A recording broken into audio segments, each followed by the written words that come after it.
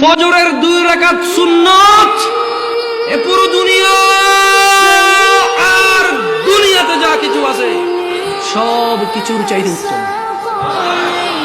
তাহলে যে 2 রাকাত সুন্নত পৃথিবীর চাইতে উত্তম, ওই 2 রাকাতের সুন্নতের পরে যে 2 রাকাত ফরজ রয়েছে, এই ফরজের আল্লাহু আকবার কি দিয়ে মিটাবা? এই ফরজের সামি আল্লাহু লিমান হামিদা কি দিয়ে মিটাবা? কত টাকার মালিক হয়েছে তুমি নামাজের কাফারা দিবা? যেখানে সুন্নত 2 রাকাতের মূল্য পুরো পৃথিবীর সমস্ত সম্পদ বিক্রি করে যদি একটা স্বর্ণ কিনা হয়, ওই স্বর্ণকে যদি এক পাল্লায় রাখা হয়, আর ফজরের 2 রাকাত সুন্নতকে যদি এক পাল্লা রাখা হয়, ফজরের 2 রাকাত সুন্নত ভারী।